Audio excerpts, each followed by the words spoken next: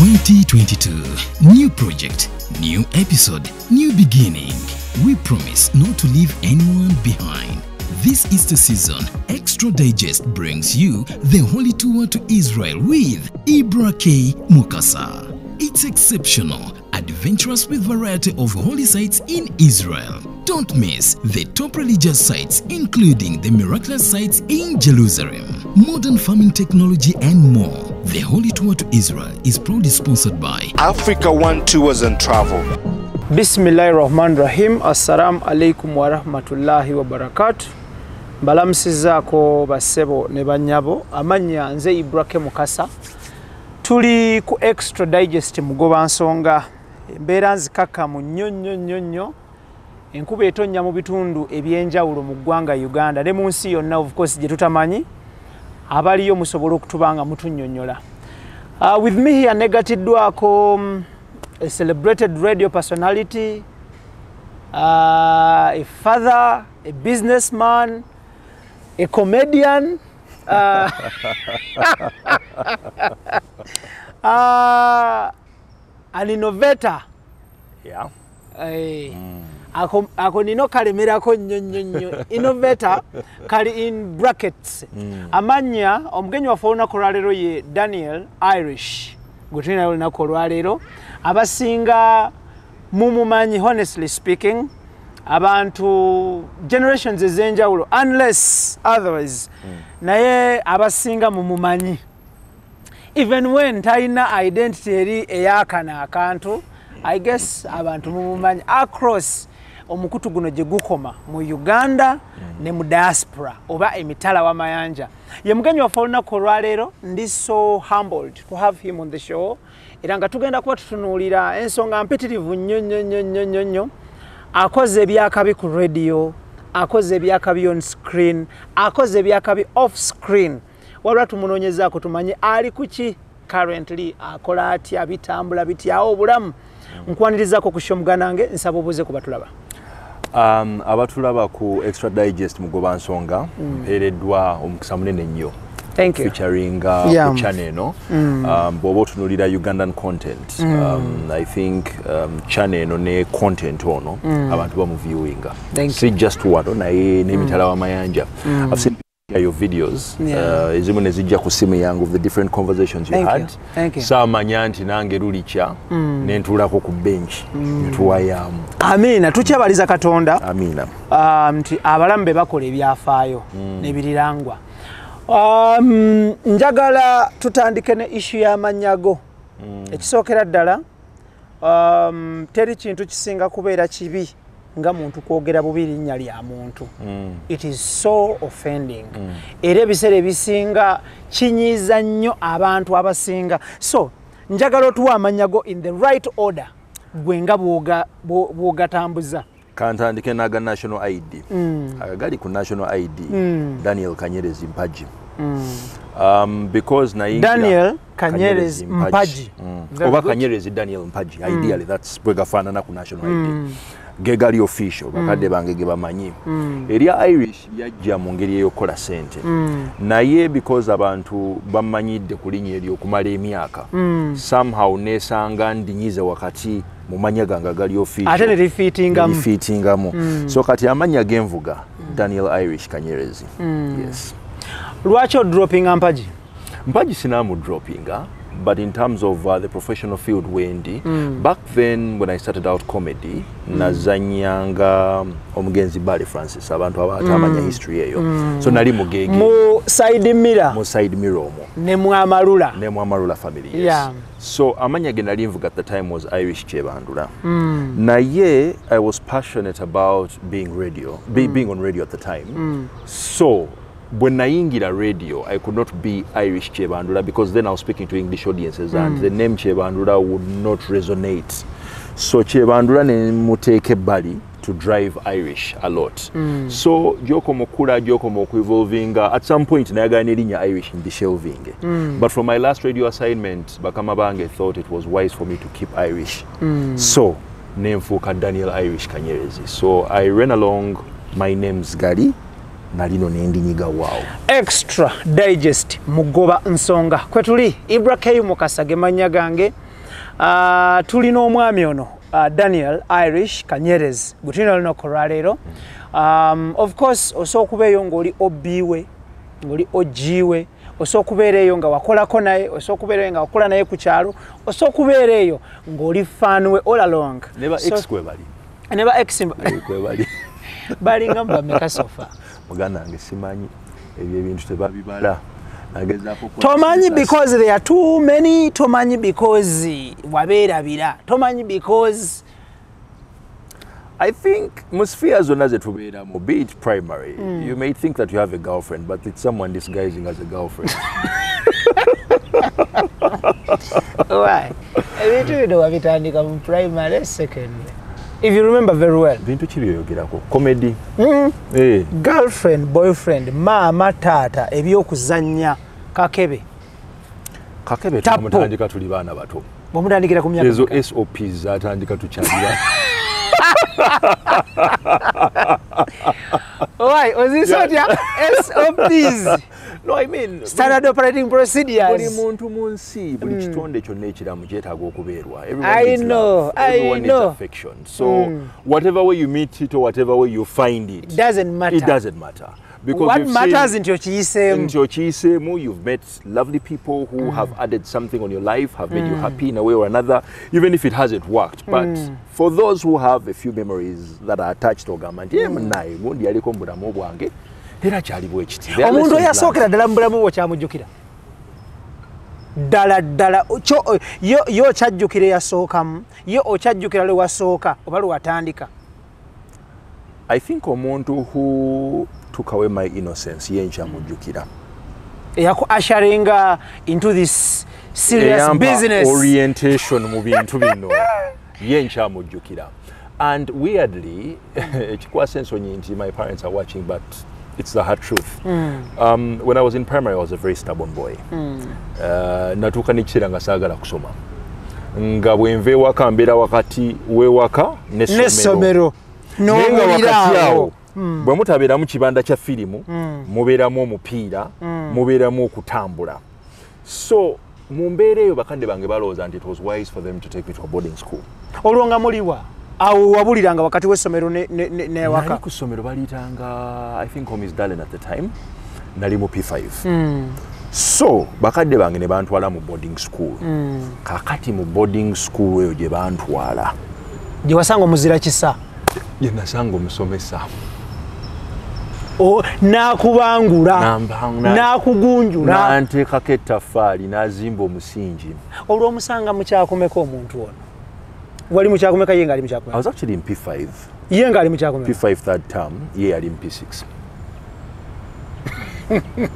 Kutambula kulaba. Okudda kunyumya. Kyetuliko olwaleero luno. So, gyali mulamu? Simanyi. Saagala nkulimbe naye. A couple of years ago, we bumped into each other. Nemuuliza, because then my radio show was really popular. Mwaddamu. Tetwaddamu, just twanyumyamu bunyumya because yannoonyako, because yamanya address we nali at the time. So yajja nanoonya ku Irish baddake kiki ate ombuuzizza nange nyanukula bibuuzo. I know naye ndaba nga ogenda kunnyigiriza ompe answer tali ntuufu. Ate etya nothing happened. I think we grew up. That was just a stage in our lives. Embeera eyo yaliwo ne tumanyagana, byali bya primary bwe bityo, kwekimira mazzi, kweyambako mu kusoma. Idea byebyo. How was the communication? Because kati ngenda kitaminga bwe ne mwana munno because mwali mwenna muli babujje, yali mu P6 wali mu P5. Yes. How mwa communicating anga mutya? Let me be very honest with you, IBRAH. And I don't want anyone to lie to anyone. By that time, you're not really innocent. You have an idea, depending on what type of exposure you have. Bantuki boyogera nabo, bintuki byolaba ku TV, bani bozanya nabo, birowoozo ki byolina. All those are contributing factors to the kind of person that you will be. Now, By the time that I got into the school, nali mwana wa TV, you know, nga ebintu mbiraba nga waliwo ebintu byewegwanyiza byoyagala okkola ina life gye weegomba naye nga togirina, you know. Then we thought it was really cool to have a girlfriend, you know. Nga abantu kasita bakumanya n'omuntu, you know, you feel some level of accomplishment, you know. Olabanga ku ssomero gw'omu ku baliwo. Gw'oliwo. But then again, it was a disaster. I mean, it was unheard nti omwana wa P5 aina girlfriend. But on top of that, girlfriend way is a class ahead. It just didn't make sense. But Kusinga emyaka. The fact that she was in a class ahead ideally was earlier in Singapore. Maybe a year or so. By then, mu P5 wali oyize okuwandika ebbaluwa z'omukwano? Ebbaluwa z'omukwano? No. Nali simanyi ziwandiika. But the one thing that I remember about myself is nali omuntu who, and I think I still have that with me, I say things the way I feel. So wamwatuliranga bwatulizi? Si kwatula bwatuzi as per se, but I would be honest, if I liked something about someone, I would tell them I like this about you. Yeah. Extra Digest mugoba nsonga kwetuli aba Posh Properties Limited be bateekamu essente basangibwa mu bitundu by'Ebukotaawo nga bano bakuguza ennyumba enzimbire ddala beekwate buli kimu kitambule bulungi nnyo. Awangalire emitala amayanja n'awangalire Kampala kubira omulanga nti eno company eri legit, eri tested era ng'ejja kuyamba. Ennyumba ze baguza zino zitudde ku ttaka lya kyapa, si ndagaano, si kyapa. Era nga nkugamba nti beekwate buli kimu kitambule bulungi ate nga yo Sun Cargo Shipping Company esaabaza mali from China to Mombasa. Basangibwa ku Arwa Park ekizimbe 14 Plaza omwaliro ogwokubiri wejja okubanga obasanga babayise ba Sun Cargo Shipping Company from China to Mombasa. Tuyine Daniel Irish Kanyerezi abasinga gwe mujjukiranga Irish Kyebandula. Mpiso teyeesigamwa omusawo w'obusolo obutono. Oh! Allah, simaina kyoli mukunkolera leero badda. Mpiso teyeesigamwa. Ekyo kyo kiri ku record. Omusawo w'obusolo obutono. Ekyo tujja kitunulira. Okay, kati tujja kuddayo eyo. Njagala tutunulire Irish. Yes. Omwana ono mwana munno. Because this question abantu bansubira kibuuza. Bwe mbasibuuza kibuuzo kino abantu bajja kulowooza mbaliddemu olukwe. Nina abantu emabega wange awo abaŋŋamba nti ebibuuzo bino tubulize ebibuuzo bino. Njala tutunuulire omulundi gwe mwasookera ddala okwetaba mu kikolwa ne mwana munno oyo. Ogujjukira? Sigujjukira, simanyi kyaliwo oba twakyetaba namusi. Bannange kati awozzeemu ki? Omintu olina gyozzeemu. Njagala tutunulira omulundi ogwo gwasooka. Sijjukira nti twagendako mu kikolwa. Tojjukira? Ekikolwa ekyaki otunudde wakati mu makamera. Either you use this camera or the other camera. Abantu anti waliwo n'oli akwata wali. Muveeko. Ebifaananyi byoyite mbikwata. Muveeko oyo. Njagala g'okozesa eno. Eri ekwata environment yonna. So, oh Jesus. Ekikolwa ky'obadde obuuza? Nkinnyonnyole. Oba okitegeera obaza ekikolwa ki? Ekyabasisinkanya because temwalina business nti yebagatta nti buli basuubuzi litusuubula maliba.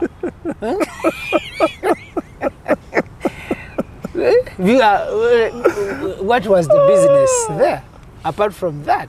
I think we had a friendship. We were innocent kids. Much as we had a little exposure, there was a bit of innocence. But I can remember my first kiss. It was the most awkward, most weird thing that has ever happened to my life, or something that I've ever experienced. With that same fellow with the individual, yes. Because how it happened, of course, a friend of mine warned me. Nangamba nti owai nawulidde bagundi bano boogera nti ugundi agenda kuteeka mu mbeera bw'eti era agenda kugwako bugwi kiyifuyifu. Omuwala yali yalangiridde dda. She was talking to her friends. There was another naive dropping on a conversation. So nambuulira. So I didn't take it seriously. Nalowooza nti mukwano gwange ono alina byansimamu. So she comes on one weird day. She just holds my lips and she just holds my face and starts kissing me. And I remember I ran out of the class ngenda nempandula wandula because avaawo naawe kati ng'owandula ki? Gwomanyi ekintu kye nali nkoze kye baali bankozesa. Lindako So bwe wawandula nekikolwa nekivaawo ndi tekimukikoze nengenda nensenya n'amannyo wali okozesa toothpaste ki ebiseera byokusomera? I think it was Colgate at the time. Akasenya kali ka mukwano kali ka nice ka toothbrush kali ka nice kali ka nzijukira kusenya atono menye n'akati. No, it was really awkward. Let me describe my first kiss for you. Yeah. And I don't mean to offend anyone who's No. Omanyi bw'onookwata akaveera aka white n'okayiwamu amazzi n'okasaba butto naga kati kaakano kakomberera oba kayonke nga kaseerera. That's how weird it felt. I just felt her saliva all over me. It just didn't make sense, you know. Taking how long? To do what? To kiss? That kiss, you're taking how long? Tetwatayiminga. Tetwalina stopwatch nti owanga. Now we have begun. But what I remember, tetwaweza n'eddakiika sirowooza nti yawera because I just felt this chick was all over me and I just ran away. Okay, ku ssomero bw'oba ojjukira lwali lwa mukaaga yali Sunday. It was a weekend. We were in the classroom. Ideally, we would have entertainment over the weekends. Abagenda okulaba TV ne bagenda, abagenda okuba omupiira ne bagenda, abagenda okubaka ne bagenda. Babeerawo ababeera mu class okusoma ebitabo byabwe. So, I was one of those abali mu kibiina. Not that I was the brightest or the smartest, but we had small discussion groups. Nga mweyamba ne mweyitiramu at the time. So, in that process, I was in her discussion group. Because the idea was twafunangamu abatusingako ne tubagattamu to share and compare on stuff. Sometimes we'd find ourselves reading ahead on certain topics.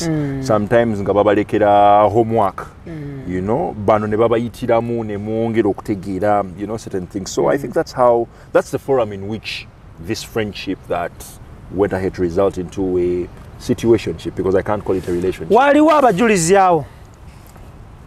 Tebafiira Namugongo.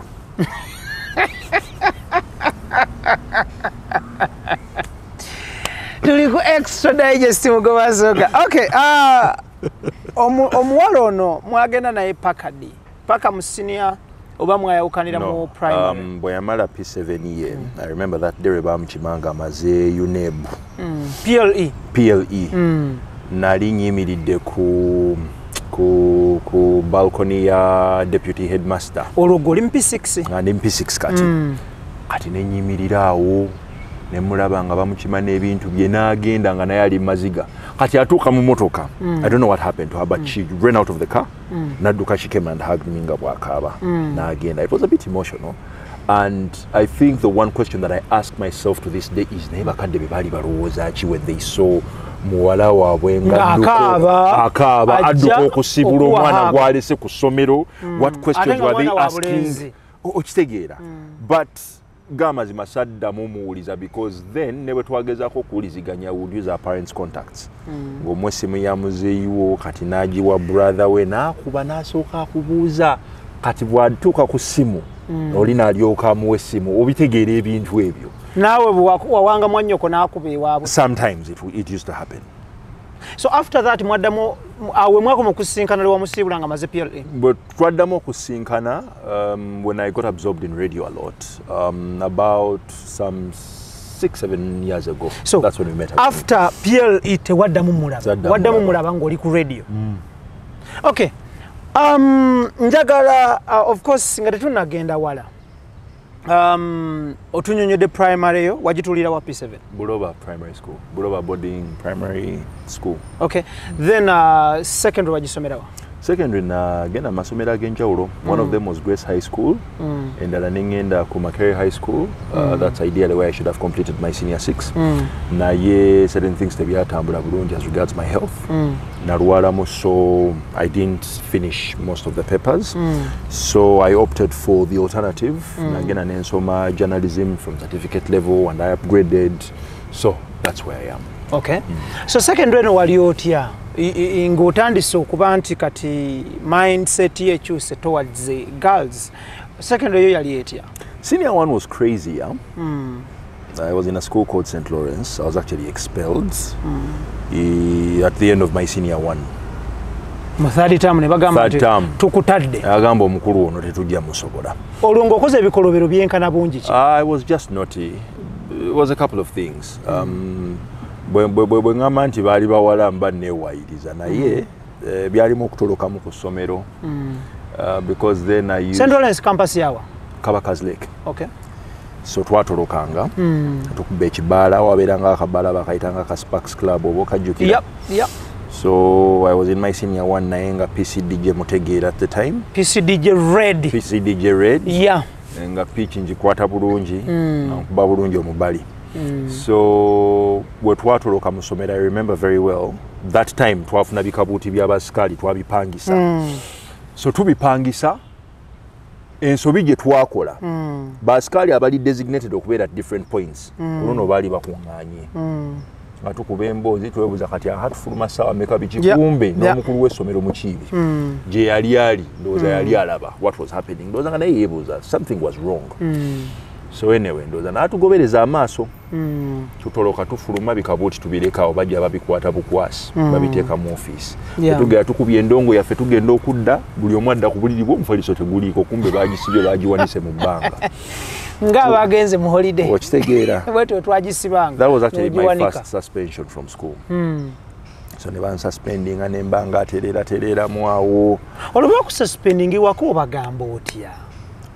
Kati bagenda okunsuspendinga bambuuza ennamba y'abakadde bange mbagamba sigirina. Neerabidde nti mu fayiro nze kennyini nagiwandiika n'enjijuzaamu. It was just about picking my file. Balabe ennamba ya muzadde wa Daniel Kanyerezi bamukubire akima omwana we. Era ne bamukubira omuzadde. Era n'akukima. Kyaggwa kityawo ng'akukimye. Muganda wange emboozi teyali mpoomu. Waliwo oluyi lwe baakubye Chris Rock. Will Smith yamukubye. Olwo lwali lutono. Nze lwe bankuba nawuliranga anthers zifuluma eno nga ne stigma eno zijaganya. Muzeeyi yankuba empya omanyi oluyi olusooka n'akuzzaako n'olulala. Ate nga ziri enzito omanyi muzeeyi yewa bigalo bimpi. Awo ng'akubira mu staff room akubira mu classroom. Akubira mu office ya senior master. Kati bagenda okumbuuza ebitabo byange batunule ku notes. Nze mbadde mpandiika. At some point I just became lazy nga sikyawandiika. Kati nga waliwo abampandiikira. Handwriting nga tezitaali. Handwriting tezifaanagana. And then again nga ne bwe kiba kyakusoma nga ate nange ebitabo byange omukono gwange tegunnyumira kusoma. Nga nsoma gy'abalala. So bagenda okumbuuza notes naye nga balaba emikono giringa 8 mu kitabo kimu. Bambuuza baani abawandiise oba baani abawandiika notes. Olwo bano abakuwandikira nga babawangayo ku ssente byakulya ki? I think for some bakikolanga as a way for them to also help them read, so they would voluntarily do it. Olinajjukira n'agamba nti okutu kuno n'okuneeminga eardrum cochlear biki oscles ono kamuwandiikire as I also revise. So for me it worked to my advantage. Little did I know that it was my undoing. Kubanga muzeeyi at some point yali agenda kusaba ebitabo ne bijja nga mu term weeks ezasooka entonotono mwe nawandiika ebyaddako awo waali ensasagge. Bamala okukuba empi zino 2 zitonziriranga anzizaayo eka nga neeka emigo yagimenye gininze. Kusimu baali bamubuulidde ekimuleeta ku ssomero. Agenda okujjanga amanyi kyogenda kukima mutabani wo abadde suspended. So mutuuka ewaka nga yatemye edda kibooko. Mutuuka eka yatemye edda kibooko. Ne baganda bange abamu some of the siblings yali yababuulidde nti ono bamususpendi nze naye akomawo. So I served as a tutorial. Naye mu luzungu olulala kye bayita specimen. Naye the one thing that I really remember about my craziest one day is nti n'enviiri nali nazikuza. Kusomero alaga amasomero baddaka. Kati nga ku weekend I was a performer. You know, I used to mime. Like nga ize life yange nyumira entertainment. Oyina audience, oyina abawagizi ku ssomero. Yes. So at the time nga manyi okusiba obuswayiri obw'okugeterera. There were girls abana Kenya ku weekend. Then Monday bwetuuka ne mubujjayo. No, Sunday evening. Ne mubujjayo. Monday noyingira ekibiina. At some point I even had a comb in my head. Era abaana abanzijukira in my senior one bakimanyi. Ti omwami oyo yakuzanga enviiri. 2022 new project, new episode, new beginning. We promise not to leave anyone behind. This Easter season, Extra Digest brings you the Holy Tour to Israel with IBRAH Mukasa. It's exceptional, adventurous with variety of holy sites in Israel. Don't miss the top religious sites, including the miraculous sites in Jerusalem, modern farming technology and more. The Holy Tour to Israel is proudly sponsored by Africa One Tours and Travel. So bamutuuka ewaka bakuba emiggo bakuba gy'akatale. Bankuba emiggo egy'olukale. Of course with promises I'll change. Bakuba gya mubbi wa ssimu because ennaku zino yasinga okukubwa. Simanyi kuba sibbanga ku masimu. Aha. So bakukubye musaasaane. Olwo nali egiwera. So bwe mmala okugirya of course nembeerako ewaka for the 2 weeks. But life wasn't good. Nga abagenyi abajja ku weekend bwe bajja waliwo trauma oyo bamugobye ku ssomero oyo bakoze biki tayagala kusoma atoloka all those things. So I went back to school and there was an indifference. I wasn't myself. Nenga wendi, of course kids would welcome you back. Kulikayo bikinaddayo n'akawalaata. Nga zonna bazijjeko. Zonna bazimamuddeko. And I actually concentrated that time. I was given targets. Nebangamba bw'otabeera mu top 10 leero. Kaweddemu. Owedde. Nasoma ebitabo. Wavundikira oli wakumeka? I was actually number 8. Wow. Yeah. So, then of course there was a bit of sloppiness in performance. Era nenziramu nembeera mu 20s. Biki bwentyo. But then, senior 1, I was expelled at the end of the 3rd term. Nti services zo webale ne zikomye wano. Yes. Era wali nga bakusoma bulungi nnyo. Babasomanga. Actually at the time our deputy headmaster was Adoa, I forget his name. He had a very small voice. So ngajja ku parade n'agamba, now the following students have been expelled. Nasoma natuka Kanyerezi Daniel. Abaana bantunuulira gye nali nsimbye mulangi bwe yakyuka. Bw'obajjukira ko bagoba bameka. Sabala because nze nakoma okutegeera kata nawulira erinnya lyange ery'ekika awo we nakoma ngamba okay kaweddemu nga nina okugenda nkime ebbaluwa yange. Lwaki bakyuka ne bakutunuulira? What was so funny? I was very popular at school. I had many friends, and while everyone thought I had reformed, ate we bangobera, you know. So it was a bit of a shocker. Kasaba yogera erinnya lyo we wakoma. Nakoma okutegeera. Awo kyekajja mu birowoozo byo. Kati ngenda kukima ebbaluwa njiwe muzadde wange gibangobye. Kati kikola kitya? I even felt like just walking away from school nga saagala nkime. Nga njagala either bwankime oba ebintu byange mbiteeke mmwe abaana mbagambe nti omukulu bw'ajja. Mu bimu ebyo. Atwale emifaliso gyo ne keesi. Agende. Naye n'agamba omanye kankituulemu. Kanninde. Naye ng'ate ensonga ezangobya DC bwe yali etuula, there was a prefect who wanted a certain girl. Naye ate me and that girl we had a really good connection and friendship. And I believe nti erinnya lyange okubeera submitted. Ensonga yabeera awo. Ensonga ezo. Gwe mukulu ko wali oteredde? Bw'oba ojjukira wali olowooza oteredde? I think I had reformed because I have a grandmother that I love very much. Era omukyalo oyo, when I lost both my parents, yaliwo nnyo kunkuza n'okundabirira. So if there is anything, I didn't want to let her down.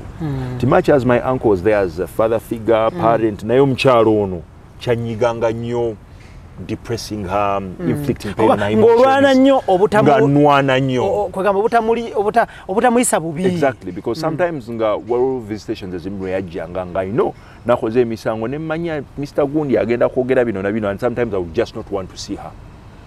Neweebuzaabuza ne bamala ne bakunoonya ne bakuleeta.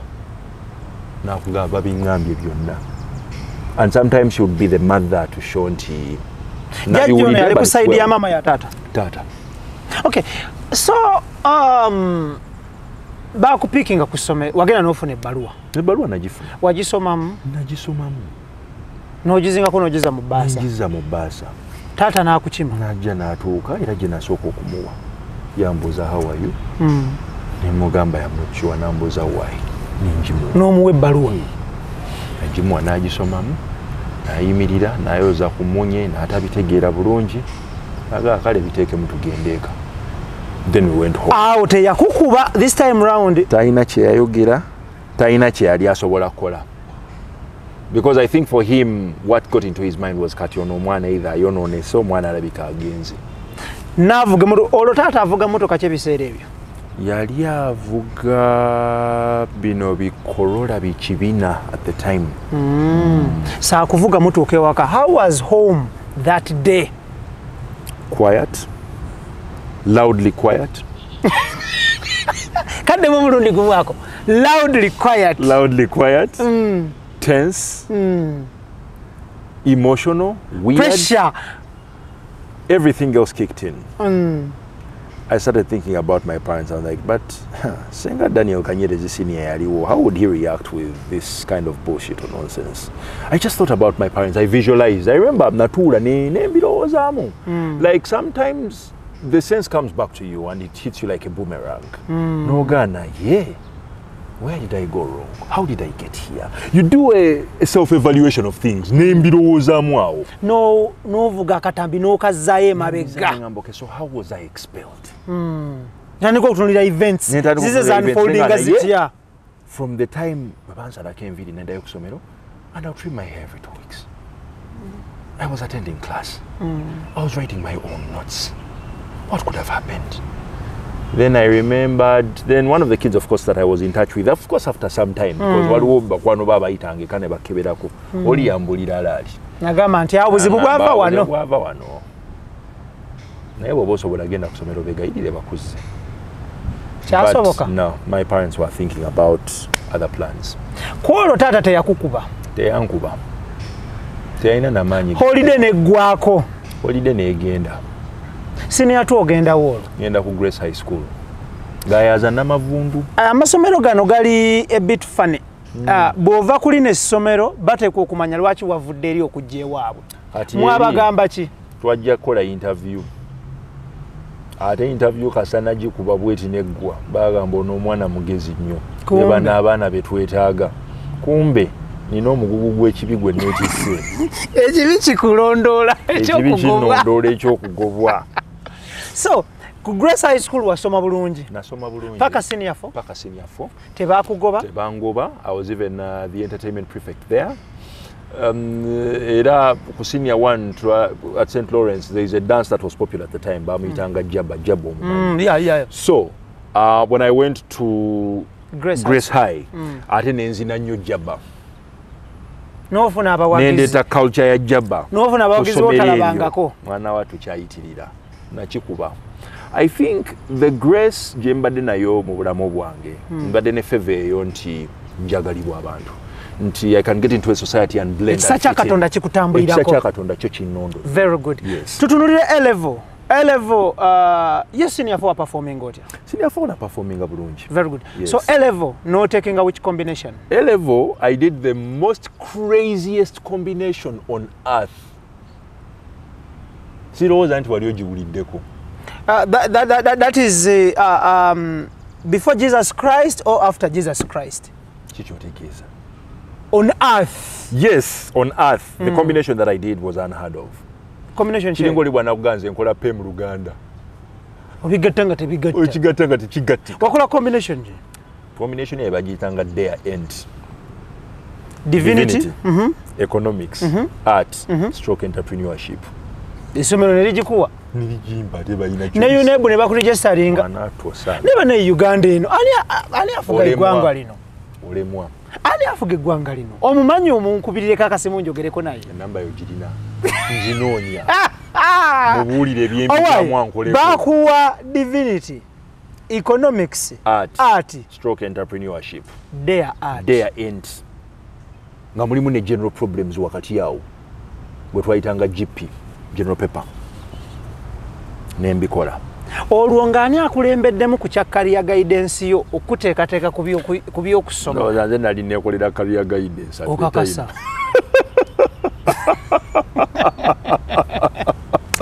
extra digest mugoba soko kwetuli ebintu bine bya combinations. I think buli omu otunula mu field yo, because then I wanted to be a broadcaster, I wanted to be in entertainment. What were the essentials? The essentials were economics, divinity would pass, and fine art would work, because if you wanted to be a photojournalist, you need a component of art. Absolutely. So essentials nalinzirina. The undoing for me was when je neyongera okukola ebibuuzo, je neyongera okusoma, two things got in the way. Fame yankera. The Irish Chebandula people got to be introduced to started in senior 5. Are you sure? Yes. Okuba hit mu senior 5. Senior 5. Senior 5 second term. Now, how did it all begin? I'm a voice impressionist. Voice impressionist of omuntu who mimics personalities, like ngampuliriza eddoboozi ly'omuntu, rehearse it and I'll get it. N'olitula mu bulungi nnyo ne batayoyana nnyini lyo. Exactly. So at the time twalina nga omusomesa bamuyitanga Sebatindira. Sebatindira ono yali, no, he wasn't a senior master. Naye yali musomesa omu nga musomesa mukulu. So Sebatindira was tall and he had a well projected voice. Nga Sebatindira wayimira n'agamba, "Hello, can you please go to class?" Buli omu adduka misinde. So yes.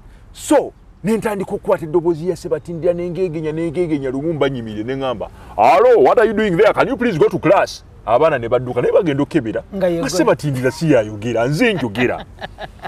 So ly'eddoboozi lye wasookererako ddala. Gamu ku maloboozi ge nasookerako. So abaana ne bagamba naye Sebatindira ono eddoboozi olikola bulungi. Lwaki togenda mu Amalula family? No showcasinga. Olwo b'osoma nawe bakugamba. B'osoma nawe bansindiikiriza. So I tell them naye kakati Sebatindira ani amumanyi? Teri amumanyi. Mu ggwanga teri amumanyi. Tumumanyi ku ssomero na wakaawe. But then again, the passion and adrenaline grew okwagala okutandika okufuna amaloboozi amalala. So nentandikira ku Mwami Museveni ne mufuna, Kano Kizza Besigye, I got the voice. Namirembe Bitamazire, former Minister of Education and Sports. Amaloboozi nengafuna. Ali ku UMI kati wekitiibwa oyo. Kati amaloboozi ago bwe ngafuna, I started testing with my immediate audience. Bebaali abaana b'okusomero. They're like, "Naye musajja gwe, you're really talented." Noba walino. Naye ebintu bino, I think what I will say is this, nti Mukama abeera n'enteekateeka ze. Nti sometimes obeera n'engeri gy'otunuuliramu obulamu, n'engeri gy'oyagala obutambuzamu, naye nga ne Katonda has a whole different plan for you. Definitely. Ffe mu bulokole ennyiriri ze tusoma, Bayibuli egamba nti, "For I have plans for you, plans to prosper you and not to fail you." Nti nina enteekateeka ennungi mu bulamu obwo, enteekateeka ez'okukulaakulanya so si ez'okuzikiriza. So that is something that I learned mu maaso eno gye nagenda. And to be honest, I think entertainment for me was a calling from way back when. Kubanga nakola eddoboozi lya Mwami Museveni kusomera abaana ne bawaawaala. Ku Asembo gye bayita parade oba mu kibiina. Mu kibiina awo nga mutudde awo, you know, buli omu n'aleeta n'ashowcasing, because we had rappers, we had people who are poets. Irene Tale is one of my OGs. Wow, that's cool. Yes, but she was in a class slightly below. So era naye bw'omubuuza she could tell you some of these things. So Makerere High was another entertainment school, you know. So I tried testing out all these voices and people were like, "Actually, you have this thing, you have it all together. Lwaki to joining abantu bano?" Abamalula. Because ebiseera bye baali ku peak. Yes. One evening I'm walking home, because then nali mbeera Makerere.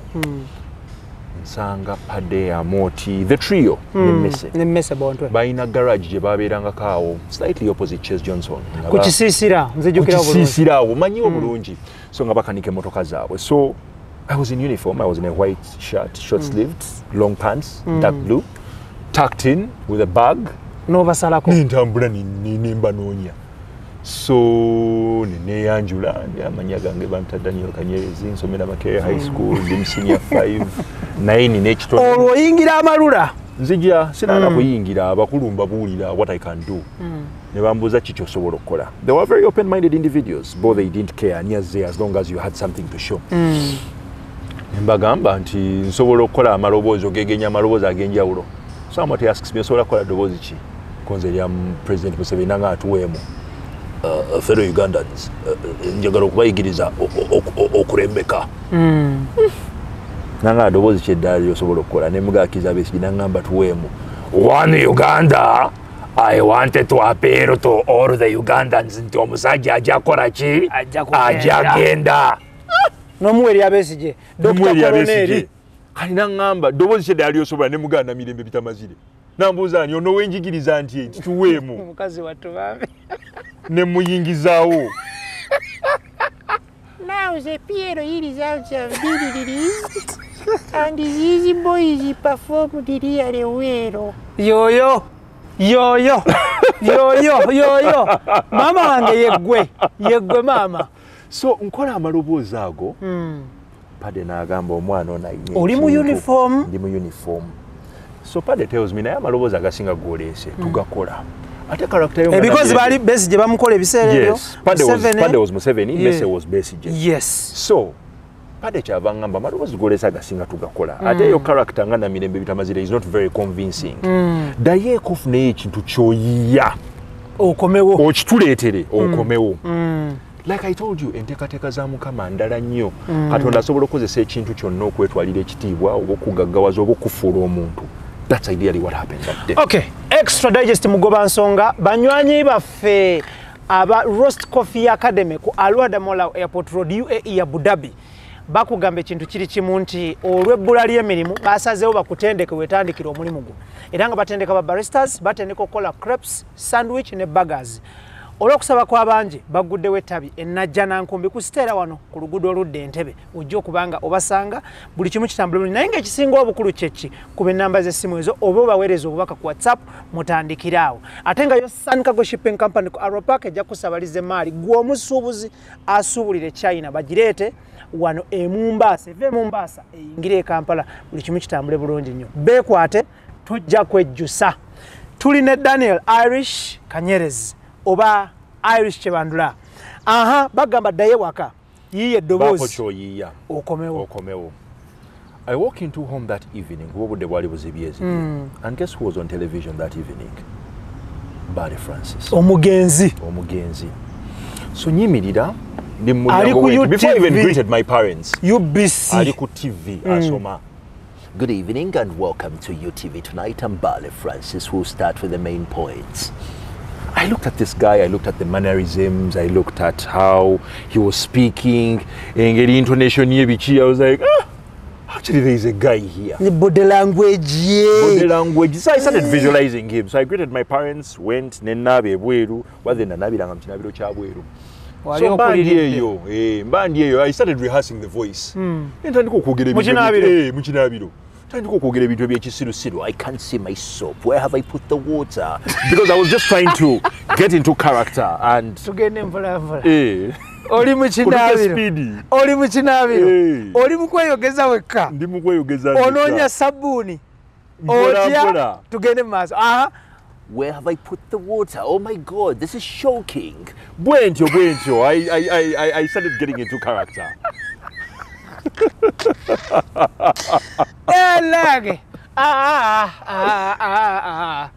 So nensula n'eddoboozi eryo nga ndirina wano. I went to school the next day. So lunchtime yaffe, it was a very how should I say it? Teyalimu social distancing. Temwali ku observing asimanyi social distancing SOPs ebyo mwenna mujja kirindi. So nengaba n'abaana kamba kangemu. Kyenva nyimya nenga, can I please have a safi and a donut? But then safi gutwanywanga. Ololi ku kantini joyo. Jokolobeze donut. Abaana ne bakyuka Bbaale Francis, Bbaale Francis yayagala safi. I knew I had the voice. Ngachiwedde ne tusoma bulungi nnyo that day era olunaku olwo namanya nfunye character. I walked to these guys nembagamba eddoboozi nali noddayo olw'eggulo. Nembagamba ogenda kola ne bambuuza ogenda kola ddoboozi kikonze Bbaale Francis. Pale nambuuza ono omusajja omukadde asoma mawulire ku TV nti tuweemu. Konze President Yoweri Kaguta Museveni has refused the Ugandans to pay taxes. Nebanga musajja gwe ogenda kola. Kakati, my first performance. Era kino bakadde bange kyemanyi if they are watching balina kunsonyiwa busonyi. Because I had to lie to get out of home. Mwe Bannayuganda mwalabira curfew ne lockdown. Me I was already on curfew.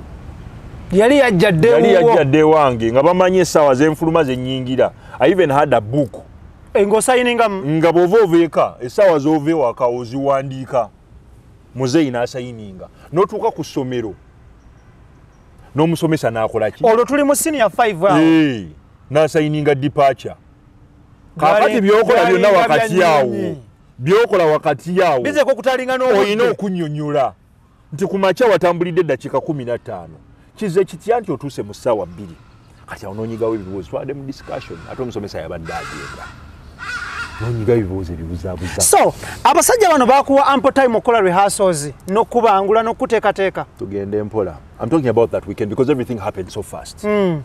So Padde n'angamba nti tugenda kuperforminga ku Wallet Pub Ekabuusu ewa Amoni omugagga Amoni mujjukira bulungi olwokutaano. I think it was like a Wednesday.